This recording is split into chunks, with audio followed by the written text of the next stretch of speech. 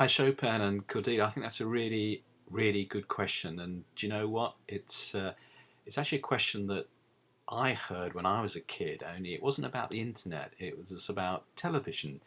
I remember that my mum used to always be telling me to get away from the TV because it was bad for you. And a lot of people worried then that the TV was somehow going to turn kids into idiots, that it was called the goggle box and the idiot box. And a lot of people thought that TV was going to change the way that children understood the world. And in a funny kind of way, they were right. I think that my generation uh, does think of the world partly through television culture, the comedy, the music, how we find out about events that happen in the world.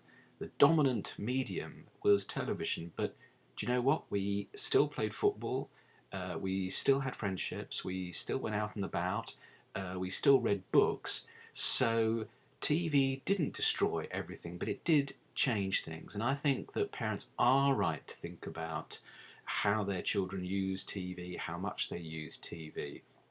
Uh, and so the internet is not something that is good or bad. It's like any other form of communication or entertainment. If all you do is passively sit in front of it, then I guess it's not really going to exercise either your brain muscles or your social abilities. You aren't going to have many friends except virtual friends if you don't do in the real world some of the things that you do online as well. So I think it's good that people are thinking about how they use the internet. But I think the big thing you have to think about is whether young people are seen as magicians online. They're seen as having special natural skills because they're the first generation to have to deal with the internet. But in fact, the evidence seems to be that children who are literate, who can read well, who are intelligent, tend to get much more out of the internet. And so children who perhaps aren't as gifted intellectually may need more help. So I think we should think more about the internet as an opportunity for our children, that we can help them, we can enable them, we can give them the skills to understand how it works and how they can make the most of it, and understand what they're looking at and reading, rather than getting too panicked.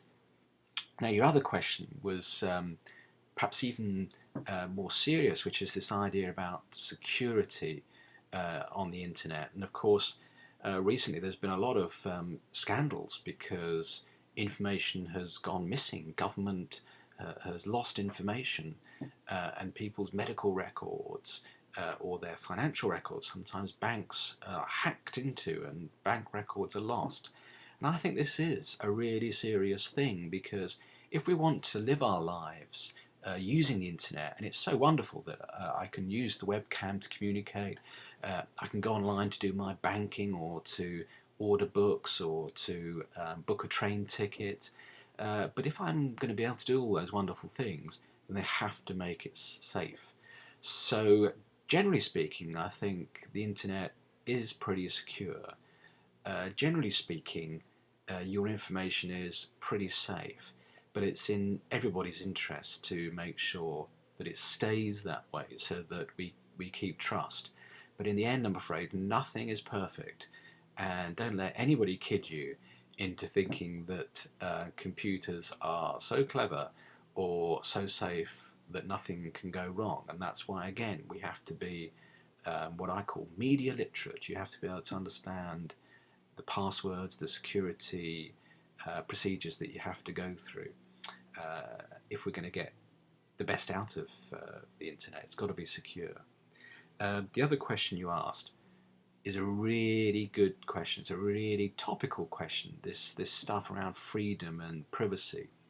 The privacy thing, I think, is really interesting, because as the internet becomes part of our lives, we're actually increasingly prepared to trade information. I'm prepared to give up a little bit of privacy around some of the information about my life, in the hope that it will help the government or shops or companies that I want to deal with and that may want to provide me with services. I'm prepared to tell them a bit about myself if it means that I might get a good deal. So in some ways with privacy, with Facebook and MySpace, we're prepared to be a little bit more open. And I think this is, in some ways, a really nice thing. I think it's nice that people can express themselves and share more of their lives. And I'm less worried than I might have been about that, about the idea of using Twitter to have a conversation which other people can overhear. And obviously, I'm also conscious that I'm not going to say stuff that is going to be embarrassing, or is going to, more importantly, perhaps embarrass other people. So, of course, I keep thinking about what I'm saying online. So that's the privacy thing. The freedom thing is even more interesting, because, of course, the internet does give us fantastic freedom of expression, at least. And in some ways, it helps us to generate more freedom in our lives. We can use the internet to campaign about things that make us angry. We can work with other people. We can communicate with other people to support ideas, or to raise money for causes that we care about. And the internet doesn't turn bad people into good people. It doesn't remove problems from the real world, because in the end the internet isn't the real world. But it helps us to think about these things and campaign about these things. So in that sense, I think the internet is a real force for freedom. In the same way that perhaps the printing press was when it first came along. It allowed people to express ideas and communicate. And then TV, radio, newspapers, I believe, and I would say this because I'm a journalist, but I think that the more we're able to talk about things, the more we're able to reveal what's going on in the world, the better chance we have, of course, of improving freedom and improving that world. But of course, it can work both ways. So of course, the internet can also be used to monitor you, to clamp down on what you're doing, and to track you, and so it can be used like a kind of CCTV camera to keep an eye on you. And indeed, of course, the internet, like anything else, bad people, repressive governments can use the internet. They can close down the internet. They can censor the internet, so we're less free. So you've asked three brilliant questions, and I think the answer to all of them really is the internet is what we choose to make of it, and especially what people like you are going to make of it.